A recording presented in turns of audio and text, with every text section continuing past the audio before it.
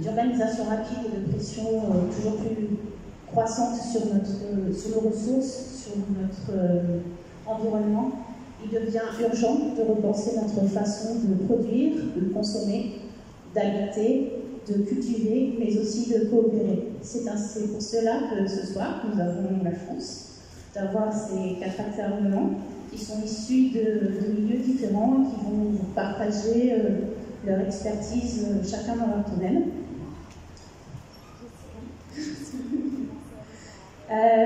L'objectif sera donc de voir et de comprendre où nous en sommes aujourd'hui par rapport à cette thématique. Nous aurons donc le docteur Farah. Alors je m'excuse, je ne vais pas prononcer leur nom parce que je serai incapable de le faire. Je vais les écorcher. Donc nous aurons le docteur Farah, qui est fondatrice et directrice du CEDTI, qui est donc le Centre d'études et développement territorial indo-océanique. Nous aurons Giovanni, qui est fondateur et directeur de Agritech Mauritius. Nous aurons Kevin, qui est fondateur et membre au collectif LU. Et nous aurons Lily Kamal, qui est pharmacienne, naturopathe et nutritionniste. Et bien, on va commencer avec le premier thème. Alors, pour la gestion durable de l'eau et des terres, défis et perspectives. Excusez-moi. L'objectif sera d'exposer les grandes tensions liées aux ressources, à la ressource eau par rapport à un trop ou un pas assez d'eau, aussi aux inégalités d'accès, aux choix de répartition entre eau potable et agriculture, ainsi qu'à l'usage et à l'artificialisation des sols. La petite chose qu'on va vous demander, c'est s'il y a 1 ou 2 intervenants qui veulent participer à ce débat. Vous êtes libre. Je vais vous demander si quelqu'un est intéressé pour descendre avec nous pour discuter. Bon. Ok. Alors on commence avec Pépine. Comment la gestion de l'eau s'évite-t-elle aujourd'hui sur le terrain? Et quelles solutions concrètes pourriez-vous proposer pour optimiser l'utilisation de l'eau?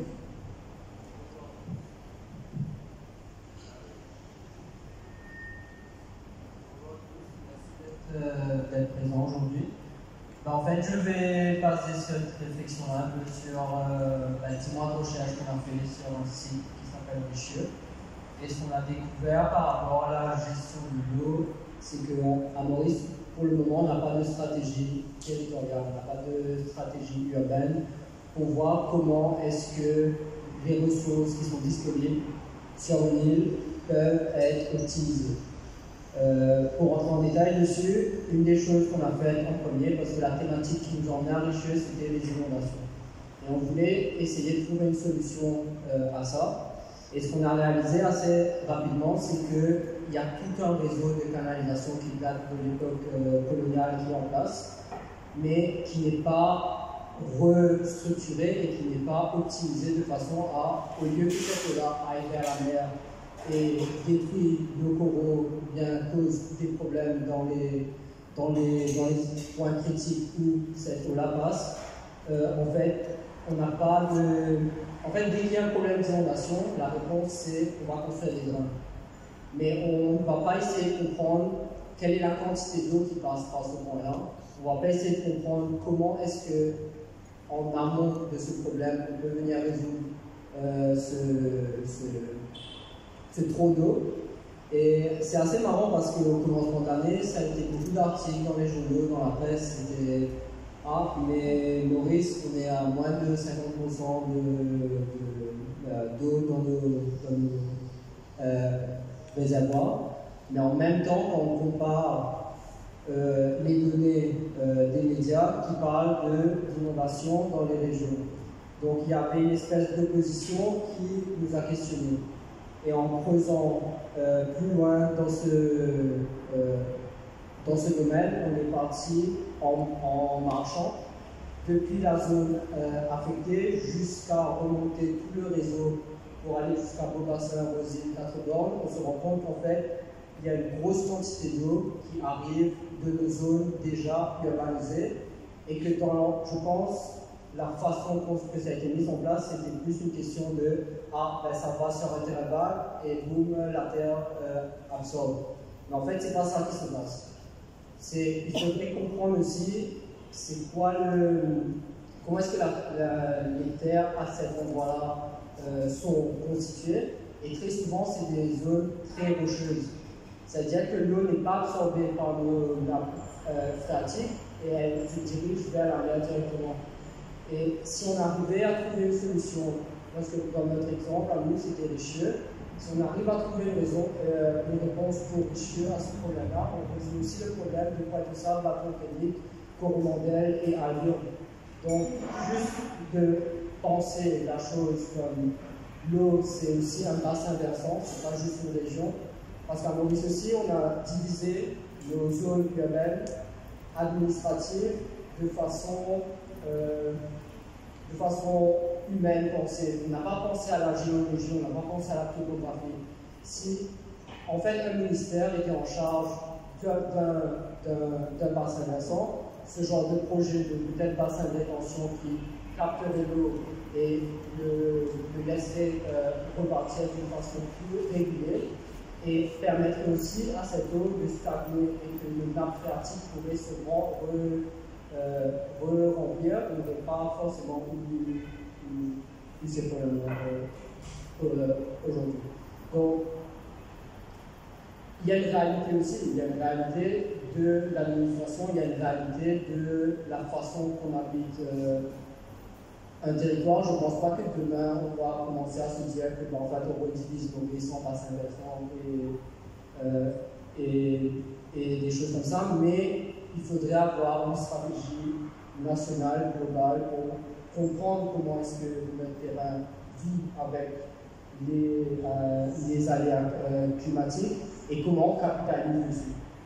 Bon, c'est ça la solution que je trouve. C'est identifier les bassins versants présents sur Maurice et voir comment capter l'eau par rapport au temps de tour, comment essayer de mettre un plan spécifique à chaque bassin versant. En fait, les bassins versants sont déjà répertoriés, mais il y a un manque de communication aussi entre les ministères qui fait que l'information reste d'un côté et n'est pas utilisée par le Land Management ou par la CWA pour justement trouver une solution durable qui aiderait à. L'eau, c'est une ressource quand même primordiale. Il y a des guerres qui se lancent en Inde et au Pakistan. L'eau est quelque chose d'important. Au Canada aussi. Il y a des grosses problématiques d'eau. Nous, on a la chance d'être une. On a la chance de pouvoir gérer nos ressources d'une façon indépendante. Donc, si on ne capitalise pas dessus rapidement et montre aussi un exemple de comment on peut faire pour optimiser notre façon de gérer nos ressources, ben on peut gagner. Okay. Merci, Elie. Farah, sur le même domaine, comment impliquer les habitants dans la gestion de l'eau et des terres à Maurice et comment la recherche citoyenne pourrait aider à mieux gérer cette gestion? Merci, Claire. Effectivement, la participation citoyenne, je pense que ce n'est plus une question, mais c'est primordial en fait. Et comme Kevin disait, on est toujours dans une approche plutôt en ce moment du top-down, où nous sommes en attente. On attend qu'il y aura des décisions prises par les autorités, nous sommes en attente qu'il y ait de l'action. Okay. Et on a travaillé ensemble avec Kevin sur ce projet de Richelieu, et on voyait les habitants qui étaient en attente d'avoir des actions. Et ils pensaient que nous, on allait emmener les actions tout de suite pour eux. Ça aussi, c'était des discussions qu'on a eues, mais avant tout, il faut comprendre pourquoi elle est importante, cette participation citoyenne. Et tout d'abord parce que les citoyens, quand on a fait par exemple l'expérience de Richelieu, elle nous montre que cette participation, les habitants, ils ont une connaissance approfondie, mais aussi une expertise de leur territoire, que les autorités ou même les partis qui n'habitent pas dans cette région n'ont pas forcément cette même connaissance de leur lieu, de comment gérer leurs propres ressources. Et il y a aussi la question du fait que des initiatives, plusieurs études l'ont montré à travers différentes communautés dans différents pays, on le voit, c'est des initiatives qui sont portées par des communautés et par des habitants. Ce sont des initiatives qui ont tendance à être beaucoup plus pérennes mais aussi plus flexibles par rapport au changement climatique, par rapport à ce qu'ils essaient de développer en termes d'économie. Et ce qui est important aussi, c'est que la participation citoyenne, elle améliore aussi la gouvernance environnementale, donc que ce soit la gestion des ressources, et tout simplement comment est-ce que aussi quand les citoyens ils ont la possibilité de pouvoir élaborer ensemble avec les autorités des lois et la mise en œuvre de ces lois, eh ben, ils sont beaucoup plus responsables, mais aussi ils sont beaucoup plus prêts à adopter ces propres lois, parce qu'ils ont travaillé dessus avec. Et donc, c'est important cette participation citoyenne. Maintenant, la question c'est comment établir, justement, comment faire, quel type de participation. Et bien, c'est sûr, il faut établir un dialogue. Et le dialogue, souvent, c'est ça, c'est toujours la communication, c'est le dialogue entre les autorités, le dialogue sur le terrain, parce qu'on n'est pas toujours là, toujours présent 24/7, et donc il fait que souvent, il y a un manque de dialogue. Et donc, pour ce manque de dialogue, c'est sûr qu'il faut avoir beaucoup plus de workshops, plus d'ateliers, plus de plateformes qui invitent justement les participants. Et c'est pas juste d'inviter, écouter, mais c'est surtout de proposer et de collaborer des actions ensuite pour la gestion des ressources naturelles. Et que ce soit la question des ressources de l'eau, il y en a trop, il y en a peu aussi en même temps. On a vu cette année, début d'année, comment c'était, il y avait peu d'eau pour consommer, ce qu'ils nous disaient. À chaque fois, on faisait ressortir le taux de l'eau qu'il y avait dans les réservoirs. Mais en même temps aussi, on a la question où il y a trop d'eau par rapport au changement climatique, des situations extrêmes. Et donc, effectivement, c'est un dialogue en fait, qu'il faut établir, un dialogue qu'il faut continuer à maintenir aussi. Ce n'est pas des ateliers qui sont portés une fois après fini, mais c'est surtout de travailler sur ce dialogue et maintenir quand même des relations. Par exemple, avec Richelieu, on est sûr que, par exemple, on va certainement maintenir cette relation avec les habitants. C'est un travail, par exemple, que le collectif ils ont fait pendant 1 an. Et 1 an avec ses habitants, on ne peut pas toujours au lendemain ensuite claquer la porte et dire ok, ça y est, on va finir. Voilà. Merci, madame. Il faut qu'on dise ça la dernière fois, je pense que c'est aussi important dans la manière de l'école d'information. On n'a pas juste créé un lien à faire perdurer, mais on a pris le temps de créer ce lien. C'est-à-dire que pendant les premiers mois de cette enquête, il n'y avait pas de photo, pas d'enregistrement, et c'est rien qui mettait d'autres personnes avec qui on s'entretenait incorporé. Du coup, on essayait à chaque fois de se mettre humain à humain pour que eux aussi nous donnent des informations et que nous aussi ce soit un échange. Ce ne soit pas juste nous qui prenons des informations et mettons en place des conclusions. C'est une éthique, c'est une façon d'être avec une personne plus que de prendre des informations. D'accord. Donc en fait, ce que vous voulez, c'est une coopération entre ce qu'on appelle le grand public et vous, on va vous appeler des scientifiques, des acteurs de terrain qui permettent les solutions et de permettre cet échange-là. Merci. Sur la partie juste agricole, comment l'agriculture peut-elle s'adapter à un accès à l'eau de plus en plus contraint et quelle priorisation entre eau potable et agriculture pourrait être pensée? Bonjour à tous. Donc, il faut aujourd'hui considérer qu'il y a 80% de l'eau qu'on récolte qui va pour l'agriculture. Donc, c'est vrai, peut-être une réflexion de considérer les dessalements primaires pour l'agriculture. Soulagerait énormément les domestiques aussi. On parle de gestion de l'eau. Je pense que je rejoins Kevin et Farah sur ce point-là. Il faudrait une nouvelle politique par rapport à la gestion de l'eau. Donc, peut-être un regroupement des acteurs privés, publics et citoyens pour la gestion. Parce que, à ma dernière connaissance, la CWA, été son directeur pendant peut-être les 8 derniers mois. Donc son capitaine alors, avec la gestion catastrophique des services publics par rapport à la qualité de l'eau pour la consommation domestique, je réalise qu'aujourd'hui il y a tellement à faire pour la consolidation de nos services publics parce qu'ils sont quand même responsables de cette distribution. Sans compter qu'il y a tellement de considérations à porter dans l'agriculture. Aujourd'hui, malheureusement, on a énormément de retard par rapport à de nouvelles technologies pour améliorer l'agriculture. Quand je compare par rapport aux pays de l'Europe de l'Est, où ils ont investi énormément dans les fermes verticales qui consomment, je pense, entre 75% moins d'eau pour la production agricole. Donc je me dis que peut-être ce serait une bonne réflexion pour que notre secteur agricole fasse une transition numérique dans le son et dans le sens. Et le centre Agritech en lui-même, nous on veut accélérer la vitesse des nouvelles technologies émergentes pour améliorer l'agriculture sur notre pays. Un exemple, on a déjà des capteurs d'humidité qu'on peut équiper à nos petits planteurs, à nos agriculteurs, pour savoir si le doc est lié ou pas.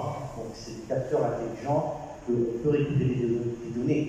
Et ces données-là, elles peuvent être archivées, être travaillées, être analysées pour faire un travail sur, faire une pétition sur l'avenir, à comment mieux gérer notre secteur agricole et notre secteur de l'eau, qui est vital pour, je pense, l'ensemble des citoyens et des animaux aussi. Merci Giovanni. Par rapport à cette thématique, on a fini les questions qui étaient prévues. Est-ce que vous avez dans le public peut-être des questions à poser à nos intervenants par rapport à cette thématique? Oui? On vous écoute?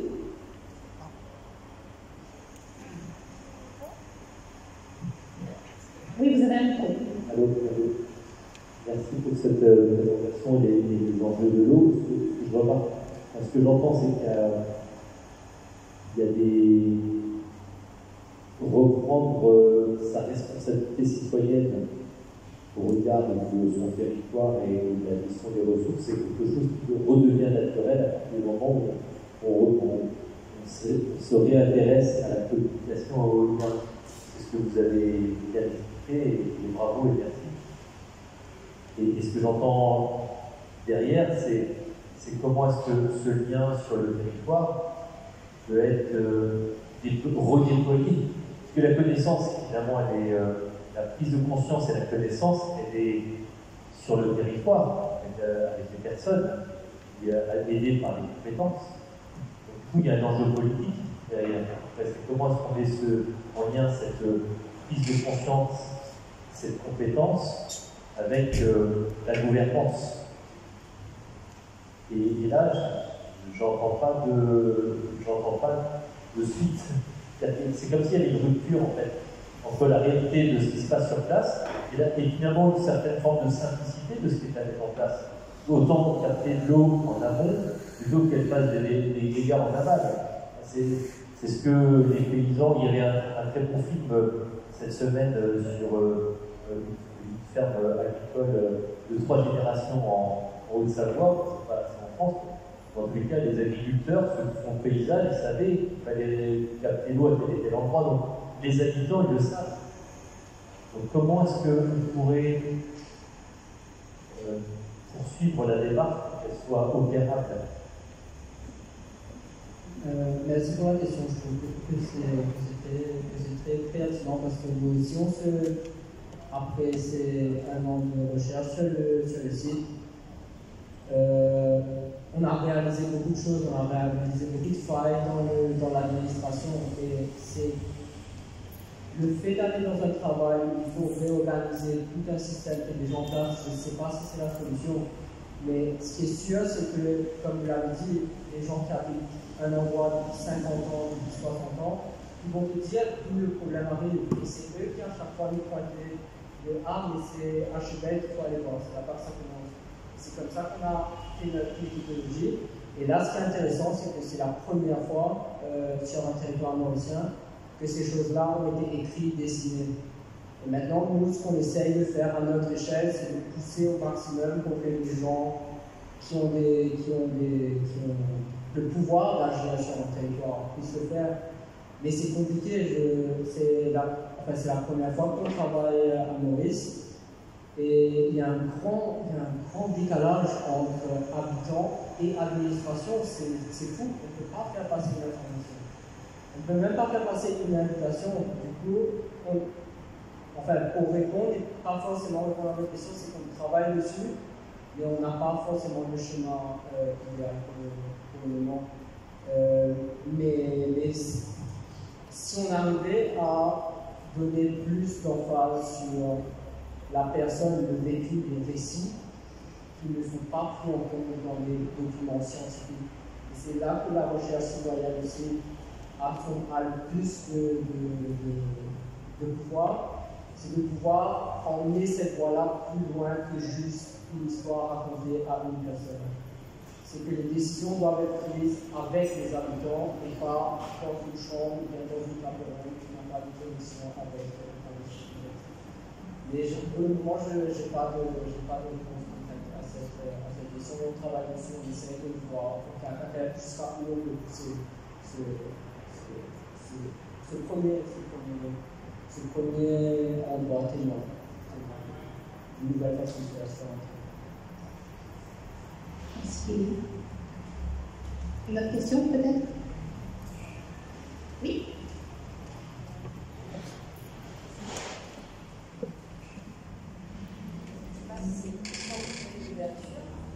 Est-ce que finalement la participation des ONG ou des organisations comme les vôtres, des personnes engagées, qui se mettent ensemble avec le secteur privé, donc vous avez la connaissance, l'envie, la passion, et on a le secteur privé, eux, qui ont les moyens, ils ont les sous, ils ont le capital, et quand ces deux acteurs se mettent ensemble, parce qu'on n'a pas la solution, parce qu'on n'a pas les moyens, eux ils ont des contacts, et là ça marche. Je vais prendre l'exemple. On a un hôtel dans le sud de l'île Maurice. Ils avaient des problèmes d'eau. C'est au nord. Donc, l'eau n'arrive pas. Il faut payer des camions, citernes, ou d'autres moches, des camions pour venir distribuer l'eau. Et on se dit à un moment donné, ça coûte beaucoup d'argent. Donc, ils mettent en place un système de désalinisation. Mais je ne suis pas forcément pour parce qu'il y a le solure qui va aussi polluer la terre, donc avoir à rediscuter peut-être un autre sujet à un autre moment. Mais on s'est dit qu'à ce moment-là, il y a eu des ingénieurs, des personnes engagées, la CPPA qui ne pouvait pas donner l'eau, mais il y a quand même, ils ont dit voilà, on ne peut pas vous donner l'eau, mais on peut vous donner le permis pour implanter ce système. Donc on a eu le permis, donc l'hôtel a eu le permis. À ce moment-là, l'hôtel, ils ont des sous. Est-ce que ces deux acteurs qui se mettent ensemble ne seraient pas la solution pour régler ce problème? L'argent, d'un côté, la connaissance et la passion de l'autre côté.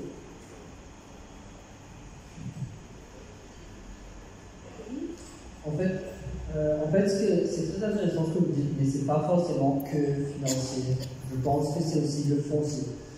Le foncier est bien plus important dans ce genre de projet-là, parce que pendant notre recherche, on est tombé aussi sur des documents où le gouvernement mauricien n'a pas la majorité du foncier sur son territoire. Le gouvernement mauricien a un peu les pics de montagne et la cultivation de thé, mais n'est pas acteur actif sur le territoire qui justement distribuerait l'eau aux normes ou des choses comme ça. Et je vous rejoins sur le dessalement bio. Je pense qu'on a une quantité d'eau qui mérite à être captée. On n'a pas forcément, pour moi, mon point de vue personnel, besoin de forcément aller jusqu'au dessalement. Rodrigue l'a fait parce qu'ils ont d'autres problématiques avec un autre climat qui nous ramène à ce résultat. Mais ce qu'il faut comprendre aussi, ce qu'on a compris aussi, c'est que nous, quand on est arrivé sur le site, on n'est pas dans un jugement. On essaie de comprendre. Et il faut arriver à mettre tout le monde d'accord. Il faut que tout le monde sorte de la discussion contente et avoir gagné quelque chose. C'est ça le plus important. Donc, quand on parle aussi d'infrastructure liée à l'eau, on parle aussi de comment, et c'est là aussi que l'architecture devient intéressante, c'est comment faire qu'une infrastructure qui résout des problèmes d'eau peut aussi être forme de nouvelle centralité. C'est-à-dire que si demain on décide de faire un bassin de rétention, ça devient aussi un parc aménagé avec des petits commerces autour, des restaurants, où la personne peut venir pêcher, et prendre son poisson qu'il a pêché, le fait de voir qu'il a une petite plaque dessus et prendre son petit poisson plus tard. Vous voyez, il faut trouver l'entre deux. Je pense que c'est ça le plus important. Je rejoins le point qu'on a un système archaïque qui règne dans le secteur public depuis trop d'années. Il faut être honnête dessus, on ne peut pas se le cacher. On a une énorme compensation environnementale à considérer par rapport à tous les développements que nous avons effectués durant les 10 dernières années.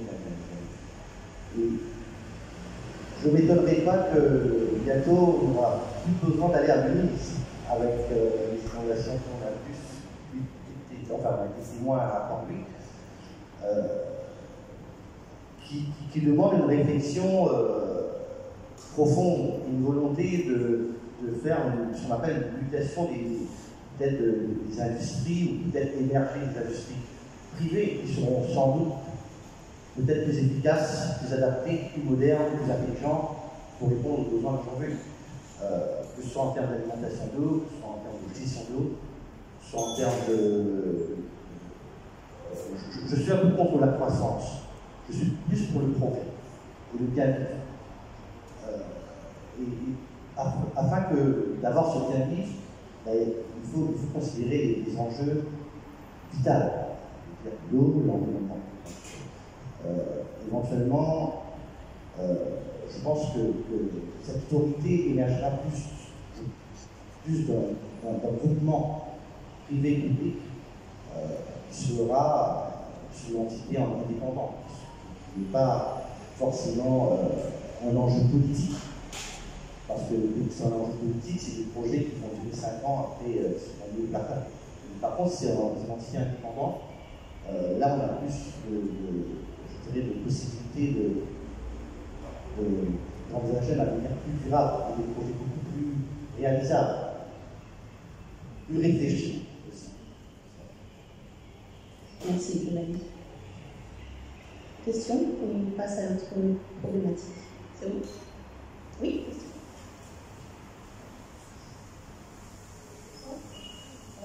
Moi, je voulais parler de réflexion sur la réduction de la consommation d'eau, sur les installations numériques et tout ça. Parce qu'en fait, localement, vous allez peut-être avoir 64% de réduction d'utilisation d'eau, sauf que pour produire tous les matériaux justifiés sous production d'eau, et bien, il y a quand même aussi beaucoup d'eau qui est utilisée, alors pas à mauvais, c'est pas une fabrication, mais dans les pays, la disponibilité est très importante. Et finalement, est-ce que c'est pas un peu, des fausses économies si on voit le niveau global, parce que c'est mondial le problème de l'eau. Et finalement, est-ce qu'on n'a pas des solutions plus adaptées, comme la matière organique? C'est un mot qui paraît être grossier, mais c'est quand même une matière qui permet de stocker de l'eau dans le sol. Il y a un gros rôle par rapport à ça. Et je suis conseillère agricole et j'ai travaillé pendant 5 ans avec dans le domaine. Et je me rends compte que c'est vrai qu'il n'y a pas beaucoup de matière organique qui est mise dans le sol et le sol qui est couvert. Donc voilà, je pense que je ne suis pas contre la technologie, on peut s'en servir, mais attention à sa production, son importation, son utilisation, parce que c'est un peu parfois se voiler la face que de dire qu'il y a des économies d'eau avec ces systèmes-là. Ces systèmes qui font en plus dépendre au niveau énergétique la ferme en question, puisque s'il y a une coupure, quelle qu'elle soit, ponctuelle ou plus longue, on a eu un blackout en Europe il y a quelques semaines, Espagne et Portugal, bon, ben là la ferme ne produit plus. Et par exemple, si vous avez de la cordonnerie qui dépend du système électrique, Là, vous avez plus de tension qui meurt, puis des systèmes qui étaient arrosés, donc des plantes qui capitulent. Donc, c'est des systèmes qui peuvent être productifs. Personnellement, je n'en fais pas forcément la promotion parce que ça rend dépendant. Et il y a déjà beaucoup de dépendance extérieure. Voilà. Juste une petite remarque par rapport à ça. Pensez plutôt matière organique et adapter certaines méthodes d'agriculture plutôt que vouloir forcément mémoriser, mécaniser. Même si je sais que c'est un métier difficile, j'ai été maraîchère, j'ai produit des légumes moi-même et j'ai travaillé avec beaucoup de planteurs ici. Donc voilà, une petite réflexion à garder. Merci beaucoup. Alors, juste rapidement, je pense qu'il est important de oublier un point qui a été ressorti il y a 2 ans dans un rapport du gouvernement qui a souligné le fait que 60% de notre eau potable qui est fabriquée à Maurice par CWA, on fait à travers des tuyaux, usés, canalisation, etc. Donc, personnellement, quand j'ai vu tout ce stress qui a été créé au début d'année par rapport au manque d'eau, je trouve que c'est exagéré, parce que c'était aussi un moyen pour attirer un peu l'attention sur le fait qu'on fait déjà 60%. On est en train de consommer seulement 40% de notre eau. Et ça, déjà, je pense que il faut commencer par ça d'abord, parce qu'on est en train on a un pluie qui est là, on a de l'eau, et il faut dire que nous sommes une de ces îles. On a beaucoup d'eau, on a de la pluie au fait. Et je rejoins sur le fait d'arriver à des systèmes naturels, qu'on a déjà quelque chose qui nous rend moins dépendants des autres systèmes mécaniques. Et personnellement, je trouve que j'attendais avec patience le budget pour savoir est-ce qu'il y allait avoir quelque chose à louer pour justement la réparation de ces eaux. Et c'est là ce qu'on va avoir.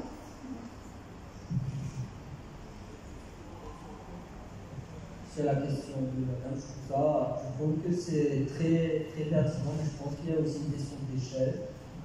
Et je pense qu'à Maurice, c'est très divisé côté agriculture, en petit, mais aussi des grosses compagnies. Et je pense qu'à l'échelle du petit planteur, d'aller vers la technologie, ça va lui.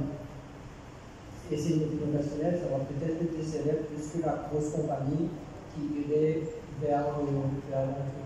Parce que c'est coûteux aussi, la technologie. Donc, comment trouver un espace d'équilibre où il y a aussi des points de sauvetage s'il y a des lacunes d'un côté pour pouvoir rester productif au maximum. Je respecte sur l'agriculture, mais j'essaie de revenir sur la question. Et j'ai envie de dire que c'est presque une chance pour les petits planteurs de pouvoir avoir le budget. Parce que là, ils ne peuvent pas être bloqués après s'il y a un problème. Et les groupes qui ont les moyens, oui, ils sont. C'est comme tous, ils auront aussi une problématique énergétique, ils y seront confrontés. Et justement, ça leur posera d'autant plus de problèmes parce que l'investissement faramineux et derrière, ça ne rapporte pas. Donc, ce n'est pas efficient, c'est sur les coûts.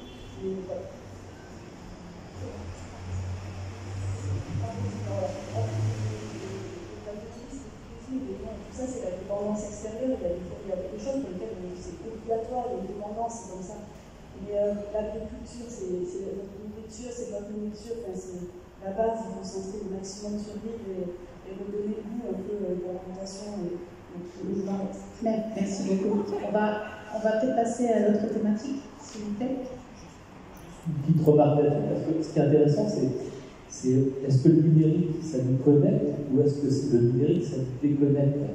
La remarque, c'était qu'il y a eu un gros travail de fait pour être à la connexion entre les gens qui sont sur le territoire et les problématiques.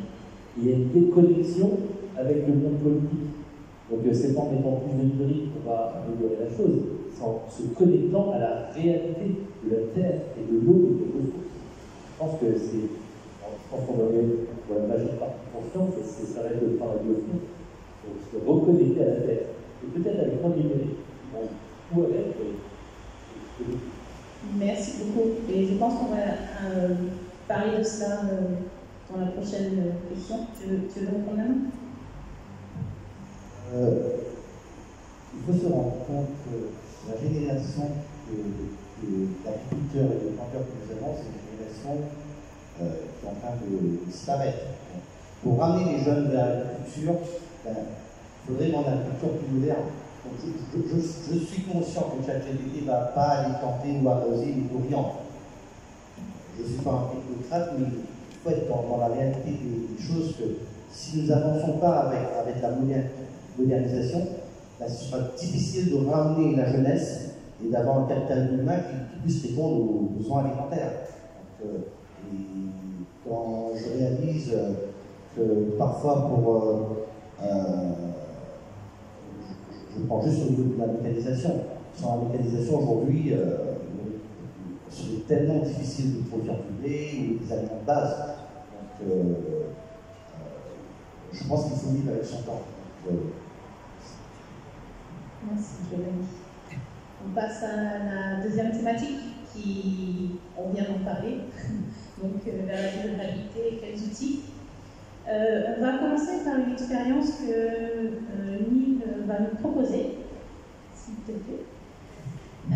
L'objectif, ça va être d'illustrer les effets de la qualité de l'eau sur, pas la qualité de l'eau, de la pollution, enfin des pesticides sur l'alimentation.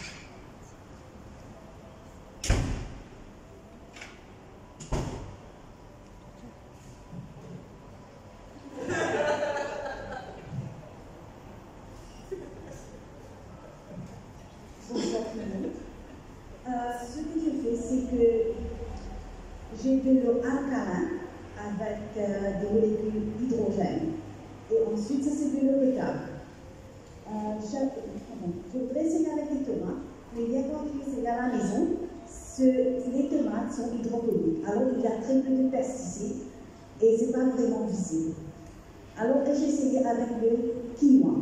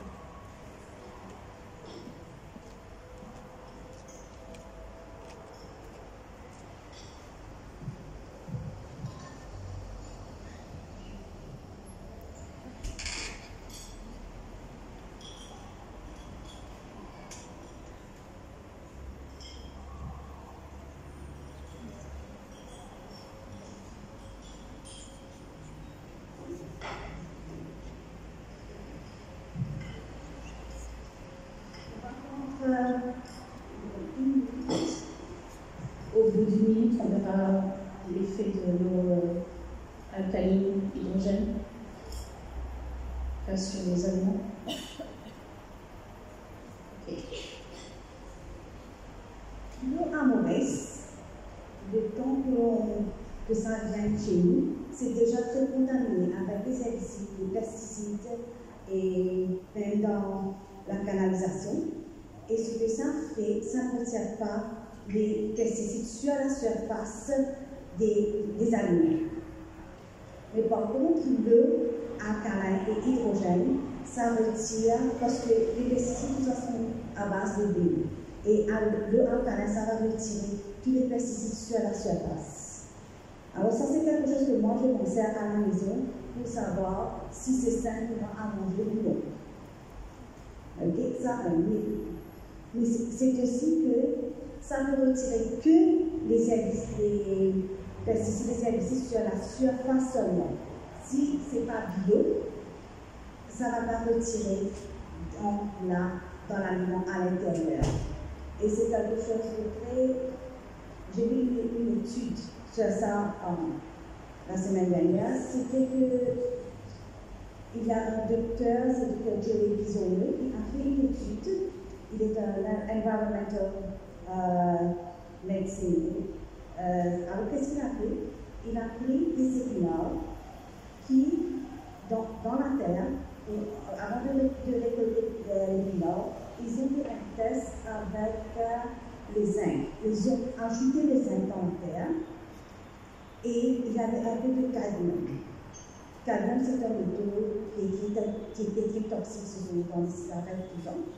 Alors, ce que ça arrive, et quand ils ont récolté les plats, après, ils ont vu qu'il n'y avait pas de zinc dans les plats.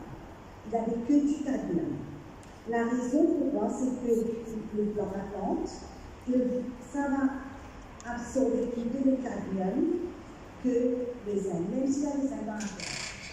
Ce que je veux ressortir dessus, si on ne mange pas des produits bio, et si la terre est contaminée avec des fertilisants, avec des herbicides, les plantes ne vont pas absorber les bienfaits de la terre. Ils ont préférence pour les herbicides et pour les métaux. Alors, parfois, on mange, j'ai des clients, parfois, en pharmacie, ils disent pour les symptômes, vous avez 40 ans de vitamine C. Je prends un jus d'orange du matin, je mange du kiwi, mais toujours il y a 40 ans de vitamine C. Mais pourquoi? C'est parce que l'orange n'a pas assez de vitamine C. Auparavant, la terre il y avait plus de matière organique, alors il y avait plus des nutriments dans la nourriture. Mais maintenant, on a plus. Pour moi, c'est un manque du balance. C'est on mange pour nous satisfaire, pour satisfaire notre faim, mais on doit se poser la question de pourquoi on mange.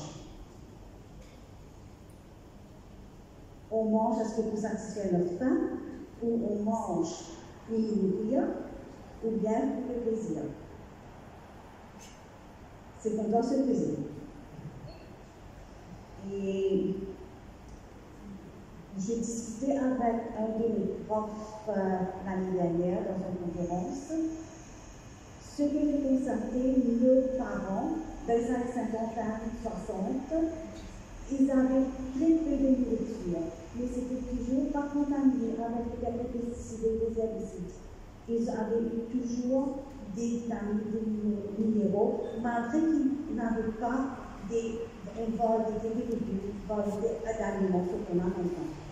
Mais maintenant, je pense qu'on est plus un peuple, nous sommes en Maurice, dans le monde entier, un peuple de niveau.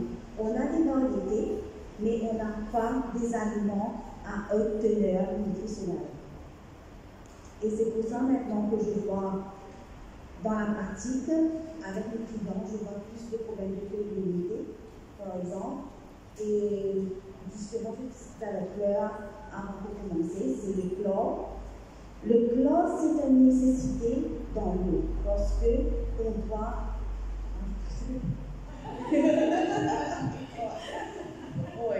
Le chlore, c'est quelque chose qu'on doit mettre pour détruire les parasites dans l'eau.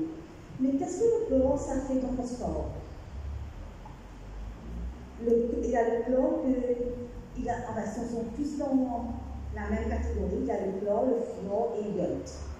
Alors le chlore, ce que ça fait, ça déplace l'iode dans notre corps. Et j'ai beaucoup de cas de thyroïde en Angleterre et en Maurice aussi.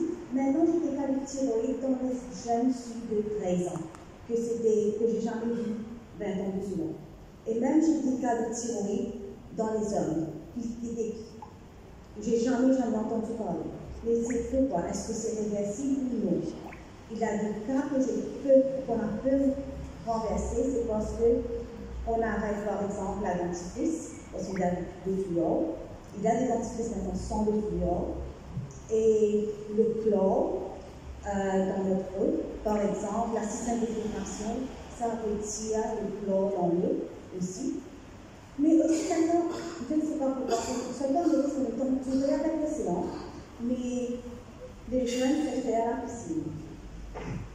Et peut-être la piscine, c'est on respire le chlore, et ça aussi peut être absorbé à travers notre peau.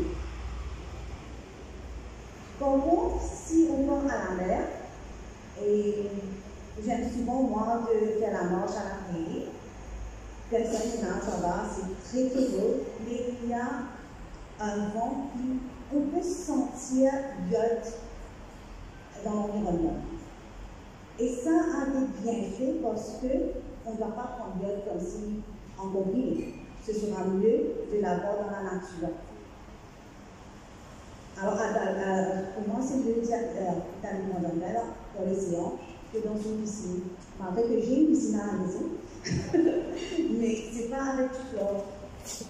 Parce qu'on a des piscines avec du magnésium qui génèrent un tout petit peu de chlore, mais il y a aussi des piscines avec ionization. C'est un différent système de filtration. Alors, ça reste de quoi réfléchir. Qu'est-ce qu'on peut faire pour être en bonne santé?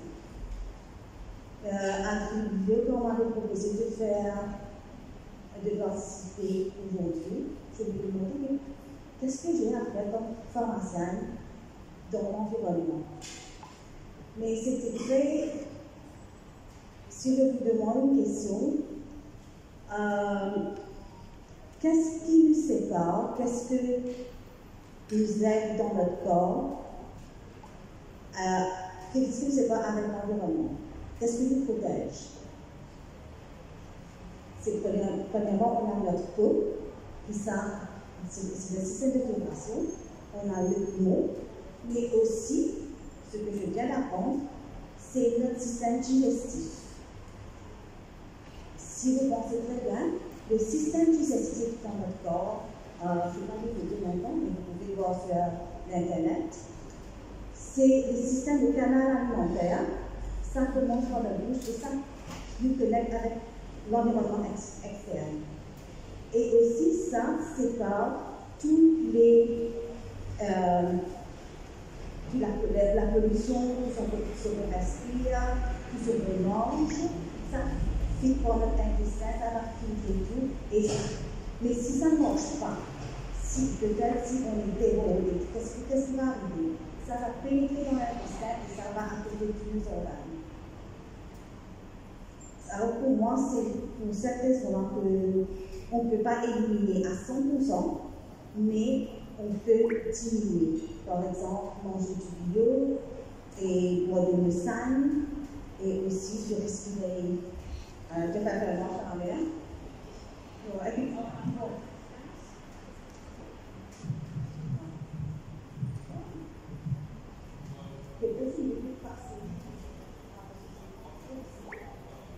Ça, c'est un peu plus, la couleur est un peu plus petite que celui-là. Celui-là, c'est plus clair.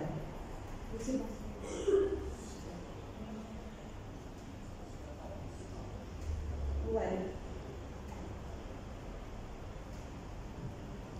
Comment on fait pour alcaliniser chez soi? Il y a des systèmes de filtration. Ça coûte vraiment très cher. Je pense à moi j'ai acheté la mienne dans les environs de 350 000, mais c'est très cher. Mais maintenant, je pense que c'est un peu moins cher maintenant, c'est dans les environs de 270 à 300 000. Mais c'est garanti à vie. Et aussi, c'est non seulement alcalin, parce qu'il y a des autres systèmes de filtration qui sont seulement alcalins, mais le système de filtration que j'ai, c'est hydrogène ici, parce que ça va pénétrer tous les cellules et aider à détoxifier.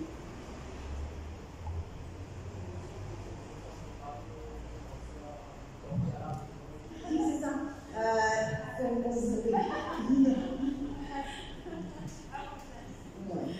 Du coup, je pense qu'une des solutions, ça serait de juste commencer à promouvoir l'agriculture à la maison. Même l'agriculture urbaine. C'est ça. Oui, sur les toits. Mais aussi, de s'en servir des fumiers de vaches. Ce sont des ressources naturelles.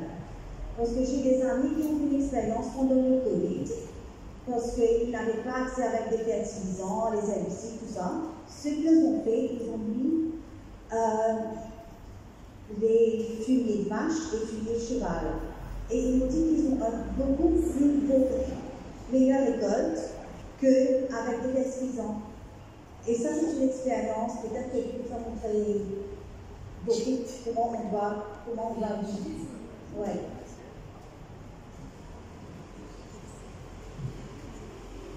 Merci. Sur un autre sujet, Giovanni, s'il te plaît, je demande ton attention. Par rapport au logiciel code source qui a été développé, qu'est-ce qu'il permet concrètement, s'il te plaît, par rapport comme outil dans le développement? Aujourd'hui, il faut être réaliste que si quelqu'un veut se lancer dans l'agriculture, ça demande beaucoup de temps. Déjà, il faut avoir le terrain, savoir planter, etc. Donc, nous, on a réfléchi à un outil qui permettrait une transition agricole. Donc, une application qui permettrait aux gens d'avoir tout un listing de contacts pour les tracteurs, pour ceux qui font la location de terre, ceux qui font la construction de serre, même ceux qui font du micro-grid. Donc, l'outil, malheureusement, on ne va pas pouvoir le présenter pour des raisons de publicité, mais rapidement, sur mon téléphone, là, si je vois un tracteur, je clique ici, je vois qu'il y a une vidéo qui est en ligne, je vois un message, je dis demain tu vas à son terrain, j'ai envie de taper aux langues. Même chose pour les drones ou les autres services qui sont liés à l'agriculture. Et récemment, donc, on a fait une mise à jour sur l'outil qui permettrait aux gens d'investir dans des fermes à distance. Donc, il y a d'investir dans des fermes collectives. Donc, c'est ce qui se font évidemment dans le l'Est, même en Amérique du Sud. Voilà, je peux être propriétaire d'une ferme ou actionnaire d'une ferme qui se trouve à 1000 km. Donc, voilà.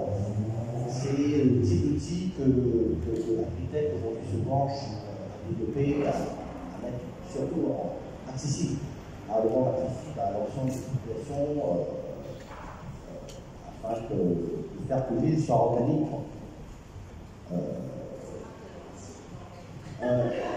Organique, ça dépend de votre définition d'organique. Donc, quand je parle d'organique, je parle surtout sans pesticides. Donc, il serait peut-être porteur pour l'économie si on arrivait à faire de l'organisme en export.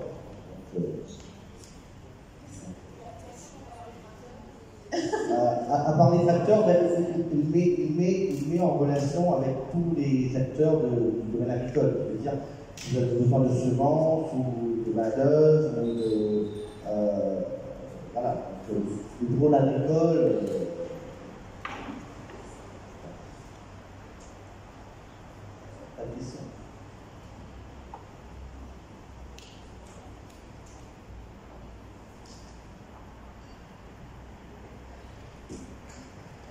Je demande d'être transparent, c'est par rapport au temps, on me demande si on fait le trajet thème, si on envoie sur le trajet thème. Est-ce que vous êtes d'accord pour continuer? Oui, c'est bon? C'est bon? On continue? Tu veux sortir Pierre après? Moi non plus. Alors, Bio. Possible. Le houblon traité à l'eau alcaline.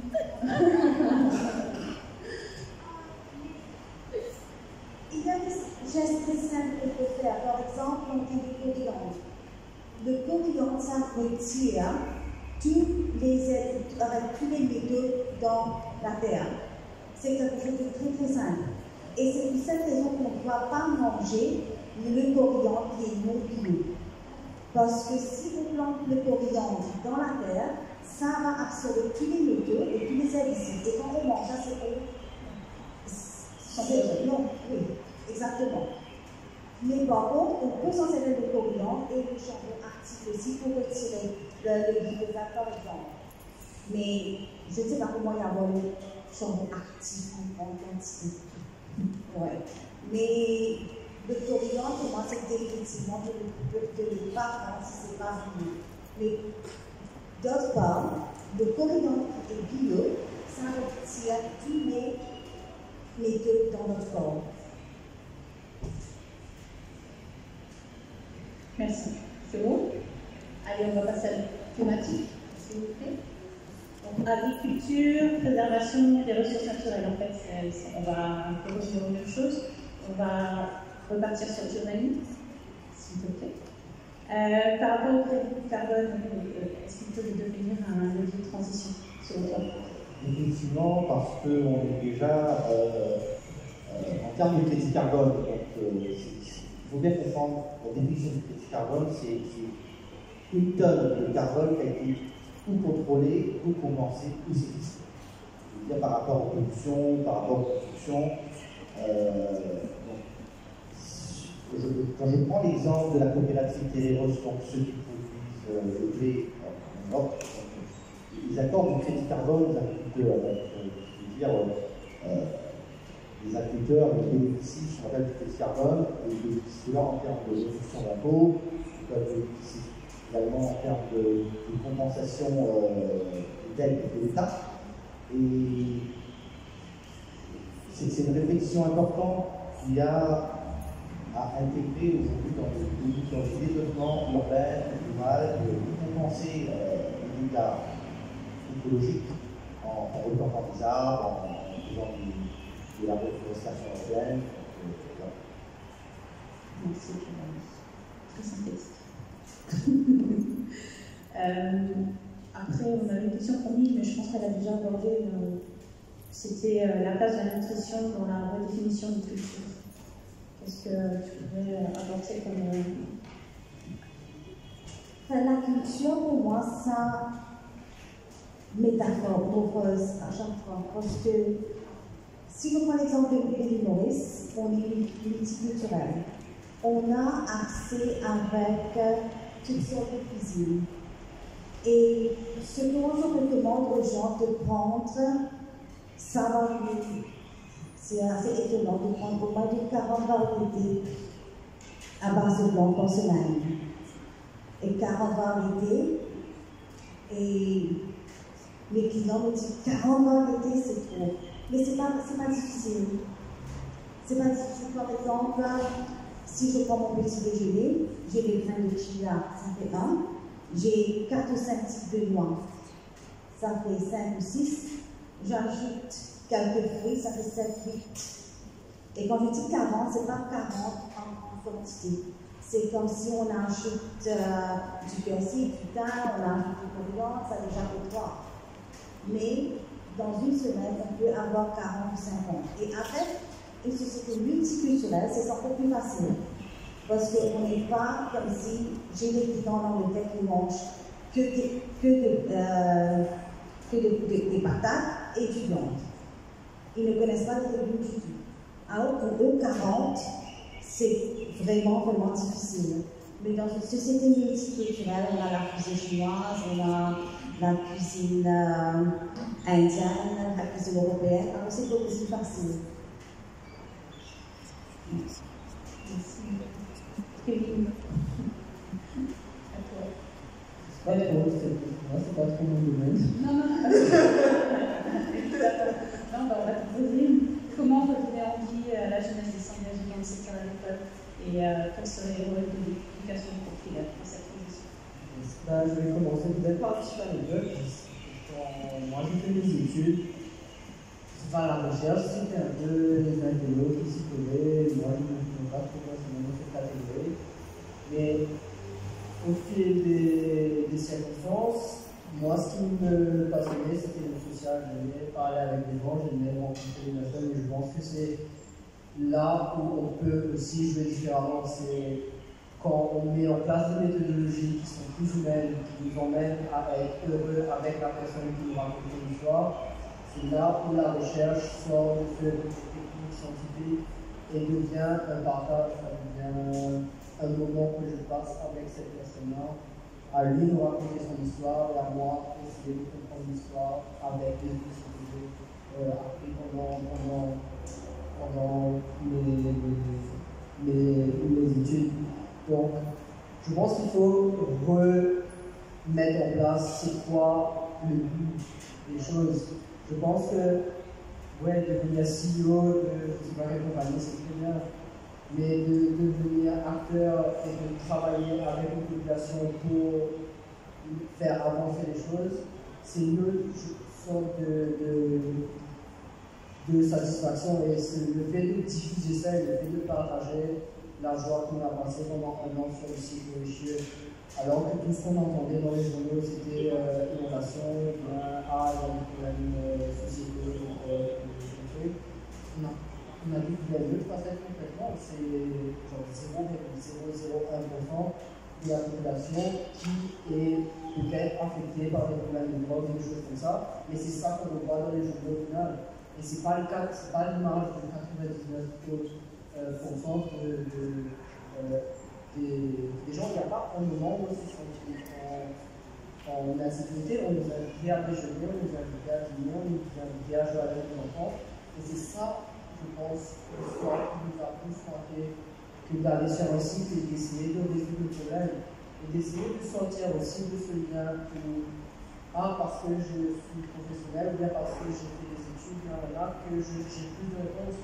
C'est la personne qui est assise dans nous qui a des questions, on est juste là comme traducteur de ces données pour essayer d'arriver à quelque chose. Donc je dis tout ça, il faudrait démocratiser un peu, il faudrait sortir de cette façon de se positionner dans la société. Parce qu'il y a des personnes qui n'ont pas la chance de faire des études, mais ça ne veut pas dire que leurs conditions ne sont pas aussi, ou bien plus importantes que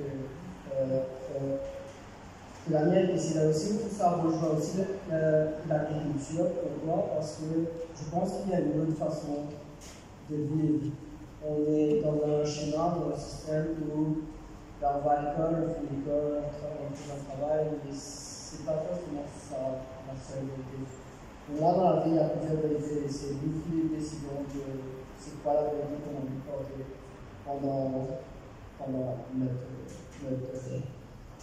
notre existence. Donc, de faire que ces sujets-là deviennent des sujets d'aventure, où on est à la découverte, où on va comprendre les choses, on va mettre en place des choses qui sont significatives, c'est plus valuable que d'être moi derrière un écran en train de dessiner encore un autre tel à une gars qui porte un écran. Merci. Oui, bien. Oui, allez-y.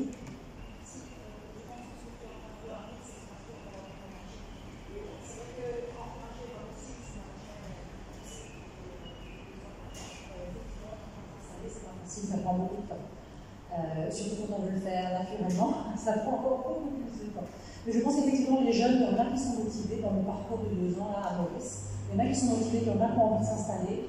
Ils ont des difficultés en termes d'accès aux terres, ils ont des difficultés financières. Je pense que les jeunes ont besoin de support pour être entrepreneurs. Pas forcément pour aller travailler avec un planteur qui a 10 arpents, 20 arpents. Ça n'intéressera pas forcément un jeune, mais d'être entrepreneur. Et c'est vrai que dans l'agriculture, il y a tellement de choses à apprendre. Il y a 50 ans, mon mari et moi. On est en train de se redécouvrir, on est en train de, en tant que couple, individuellement, on apprend tellement de choses, et je pense que les jeunes aussi pourraient être intéressés. Mais voilà, le contact humain, donner du sens à son travail, donner de la valeur à son travail, mais dans l'entrepreneurship, non pas forcément être employé et aller travailler pour quelqu'un. Enfin, nous, on a rencontré un jeune il n'y a pas longtemps avec qui on va faire une expérience aussi sur le petit élevage, et moi, il est fantastique, on est très content d'être à ses côtés et de faire un peu de chemin avec lui. Et il est motivé. Donc il y en a des jeunes motivés, ils ont besoin de support, je pense. Oui, c'est mon opinion et mon parcours. Je suis d'accord avec vous.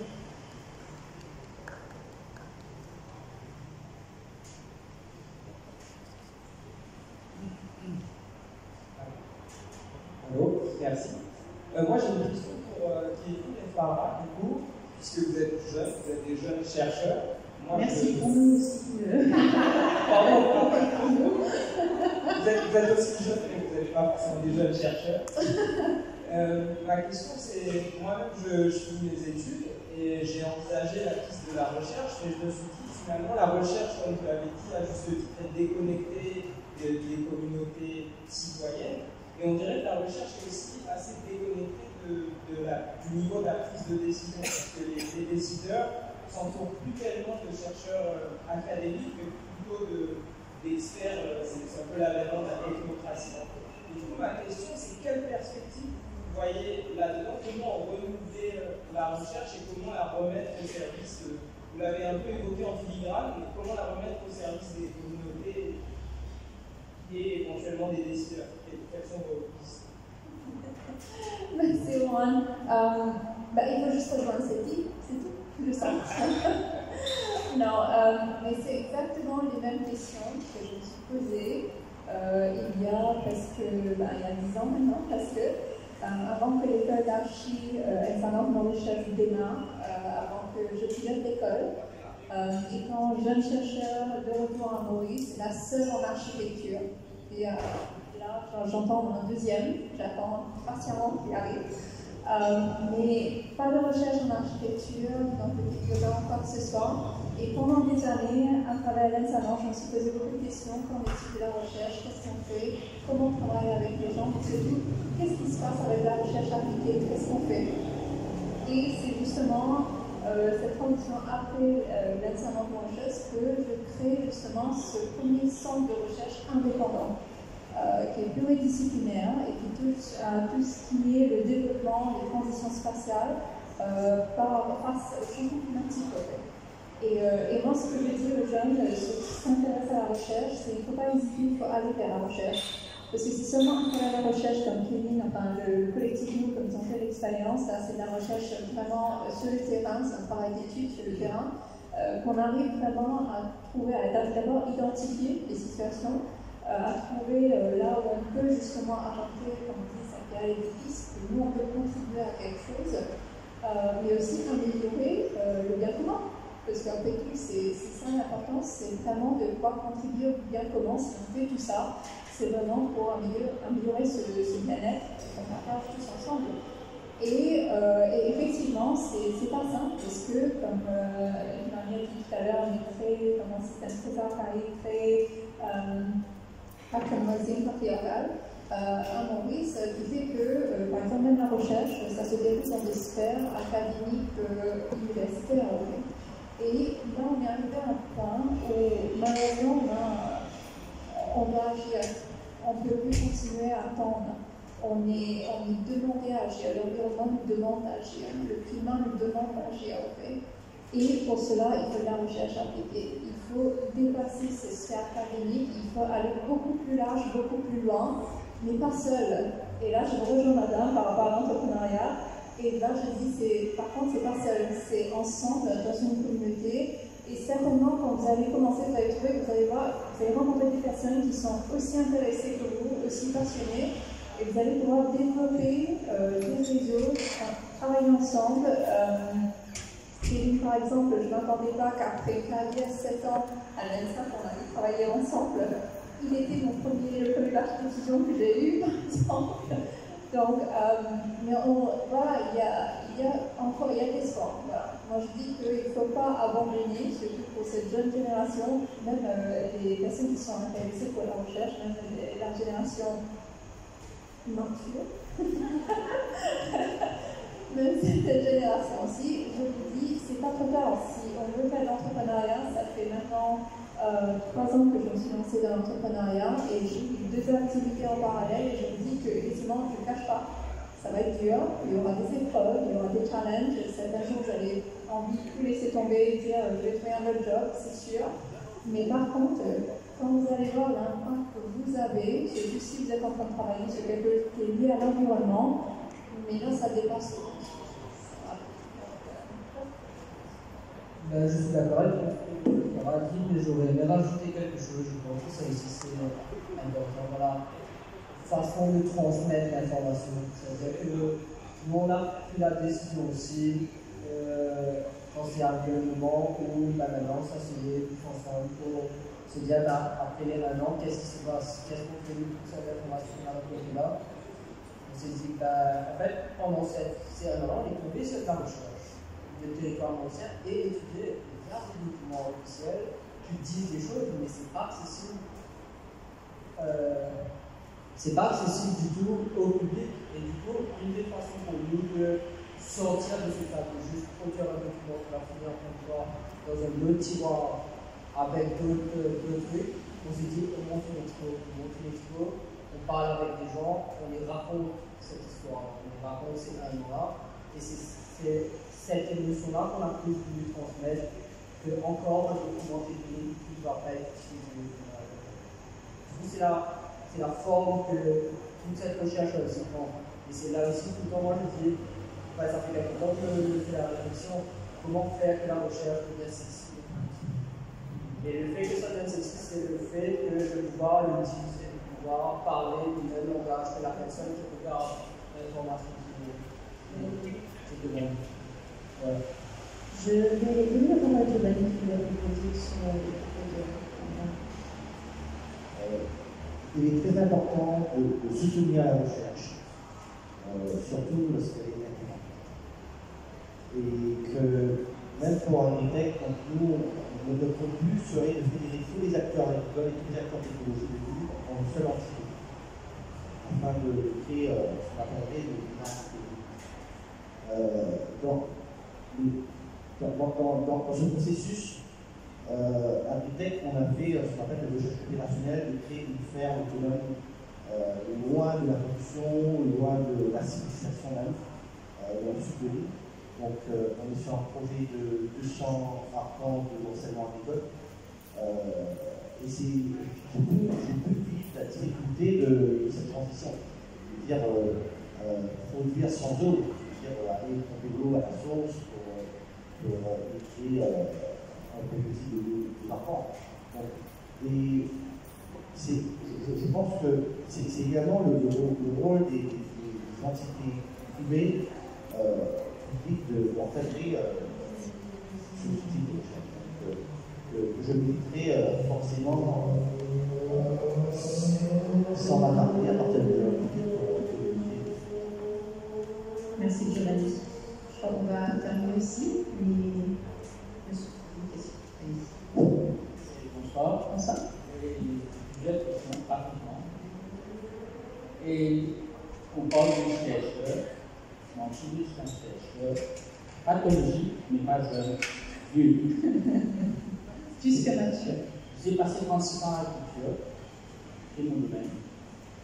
Je sais beaucoup de choses. Il y a beaucoup à apprendre. On a parlé de bio. Moi, j'ai travaillé presque 15 ans sur bio.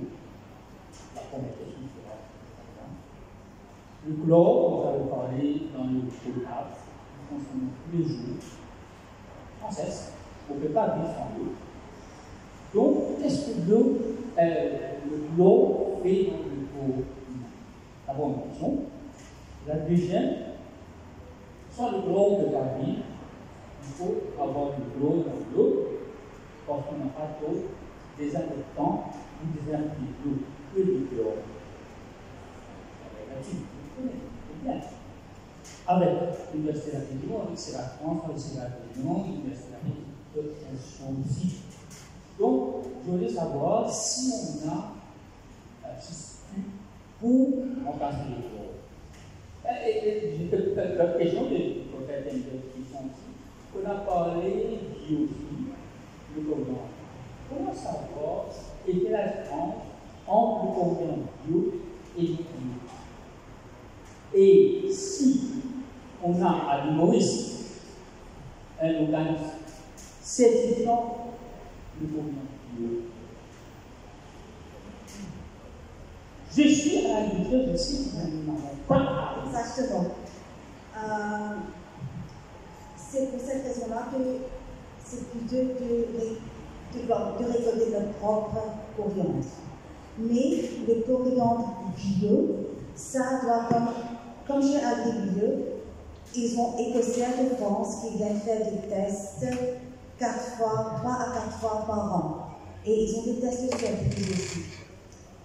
Malheureusement, j'ai parlé à plusieurs marchands de légumes qui se programment pour être bio, mais ils ne sont pas vraiment bio. Parce que quand j'ai demandé leur certificat, ils n'ont pas un certificat. Non. Oui.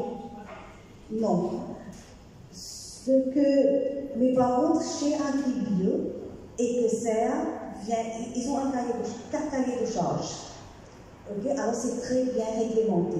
Ils vont faire des tests de semences et ils font des tests aussi à plusieurs profondeurs de la terre.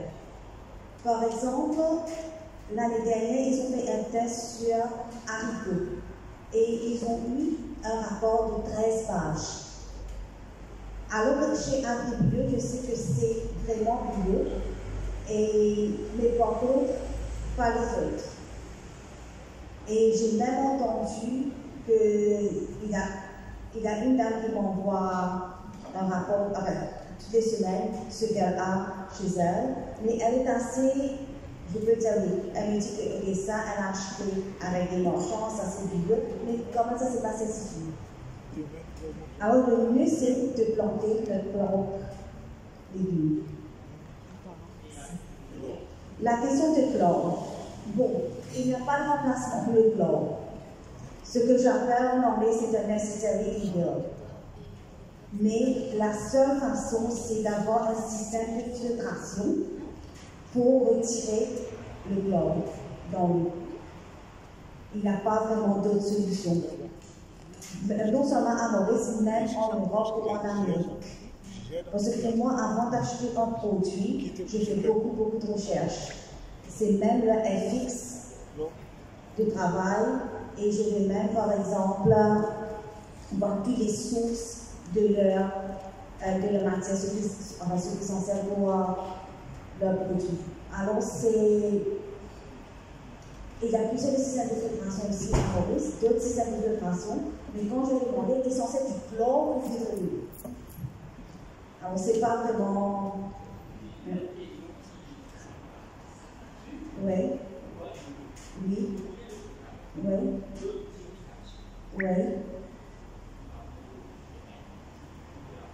Oui. Oui.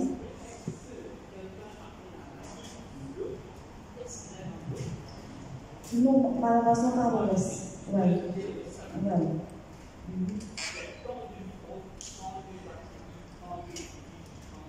Oui, oui, je suis entièrement d'accord. Et non seulement c'est... Oui. Oui. Mais le embouteillé, c'est pire. Exactement, c'est pire. Surtout le embouteillé. Oui. Oui. Oui, oui, c'est vrai. Oui. Mais par exemple, le embouteillé, surtout si c'est avec du plastique, il y a le microplastique et le nanoplastique.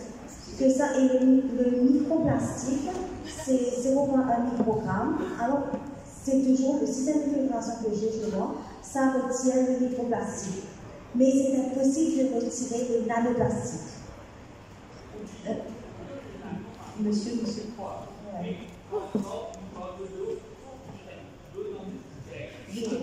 Avec le soleil, ouais, c'est pire.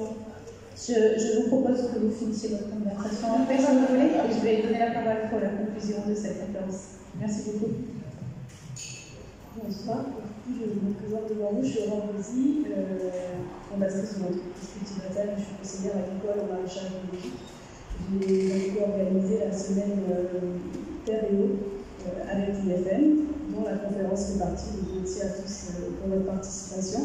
Il y a eu d'autres événements cette semaine-là, donc on a eu un concours potager justement pour inciter les gens à planter. On a eu aussi une conférence qui s'appelle le métissage, où on a parlé de la sociabilité alimentaire au niveau de l'océan Indien, c'est-à-dire l'impact de l'alimentation dans les sociétés justement, où on a essayé autant que possible de prendre tous nos produits chez les planteurs, ou au bazar si on veut là, et en dernier recours, cette fois de farine, on a pris ça au supermarché. Et voilà, la démarche c'était de valoriser les produits de l'océan Indien qui se mangent comme ici. Et puis, donc, il y a cette conférence, et demain, il y a une journée porte ouverte, où il y a différents événements dans un marché de producteurs alimentaires. Il y aura aussi des animations pour adultes et enfants. Il y a la remise des prix du concours aussi, et puis je vais aussi présenter mon livre officiellement. J'ai amené quelques exemplaires ce soir pour ceux qui veulent, qui sont pas là demain. J'ai créé un livre qui s'appelle Grand-mère potager et qui permet aux adultes et aux enfants de produire justement leur propre nourriture. C'est un livre agronomique très largement vulgarisé que j'ai commencé à écrire à l'île Maurice, et puis comme je suis rentrée en France entre-temps, je l'ai finalisé en France. Voilà, je voulais vous donner juste 2-3 outils très rapides, vous prenez des notes et puis on en parle via les réseaux, vous pouvez me contacter si ça vous intéresse. La première chose, c'est l'atelier paysan. Si vous ne connaissez pas, c'est un site où il y a des plans gratuits pour fabriquer ses propres outils low-tech. Ce n'est pas uniquement pour l'Europe, la France, c'est pour le monde entier, c'est gratuit, n'hésitez pas à y aller. Je pense que ça peut être pas mal pour simplifier la vie des planteurs, justement. Surtout que je trouve que les médecins sont très bricoleurs, donc il faut en profiter. Donc il y a l'atelier paysan. Ensuite, il y a l'outil qui peut aider, et qui est collectif, ça c'est de mutualiser les outils dont on a besoin parfois en agriculture. On peut avoir complètement besoin de tracteurs, dans ce cas-là, pensez à la mutualisation. S'il n'y a pas de certificat bio, il peut y avoir quand même un lien de confiance avec vos planteurs. Je vous conseille vivement de rencontrer vos planteurs, de parler avec eux, d'échanger. C'est vrai que le certificat est un gage de qualité, mais ce n'est pas le seul. Et quand il n'y en a pas, il reste quand même de connaître vos planteurs. Pour les filtres, il y a des filtres Becker-Filtre qui filtrent très bien le chlore. Pareil, si vous avez besoin d'infos, vous n'hésitez pas à me contacter. Et puis je crois que c'est à votre tour. Je remercie l'IFM pour cette soirée, encore vous pour votre présence. Et puis ceux qui veulent, on se retrouve là-haut, je vais vous discuter un petit peu. Merci à tous.